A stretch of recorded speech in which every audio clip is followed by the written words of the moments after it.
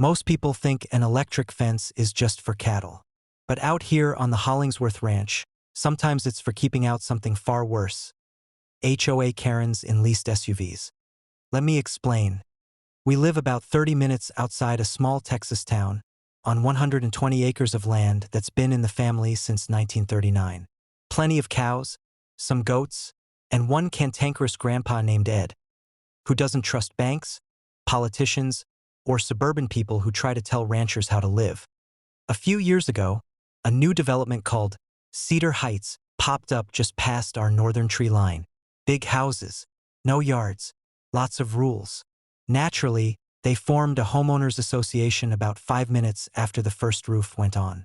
Pretty soon, the new HOA president, a Botoxed, Range Rover driving lady named Trina Marlowe, decided she had jurisdiction over everything within sight. That included us. First, she complained that our goats looked aggressive. Then she sent us a letter saying our cows were unsightly from the Cedar Heights hiking trail. A trail, mind you, that crossed our land illegally. So we fenced it. And when they tore the fence down, we replaced it with electric wire. Problem solved for a while. Then came the SUV incident.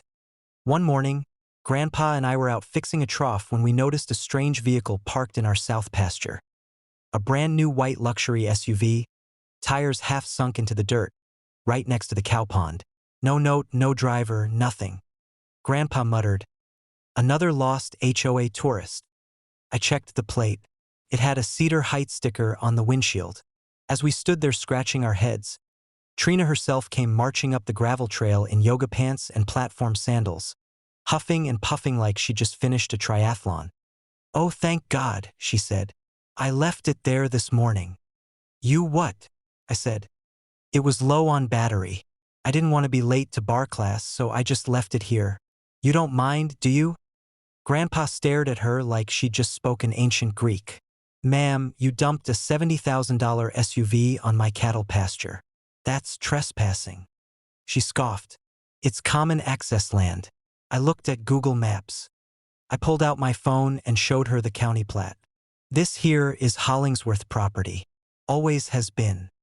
"Well, it's not a big deal," she sniffed. "I'll send my assistant to pick it up after lunch." Grandpa gave her a long, quiet stare, then said, "You got 10 minutes.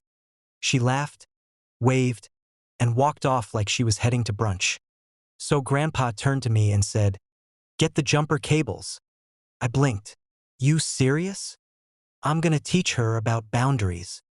We ran a high-voltage livestock fence through the pasture, normally off during the day, but Grandpa connected a wire from the charger box straight to the rear hitch of that SUV. Not enough to blow anything up, just enough to give a nasty jolt if someone touched metal.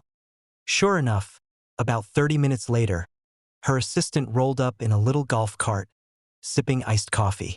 He went to grab the SUV door handle and, zap, he yelped like he'd been hit with a taser and fell flat on his back.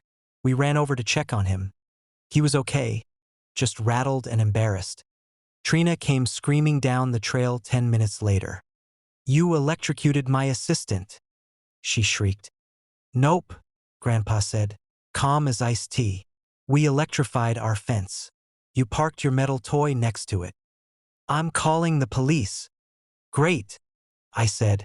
"They can ticket you for trespassing and reckless abandonment of a vehicle." Turns out the sheriff agreed. She was fined $500 for illegal dumping, plus an additional $1,200 for property disruption. The HOA board, tired of the drama, forced her to step down 2 weeks later. We even got a handwritten apology from the HOA attorney. And the fence? Still hot.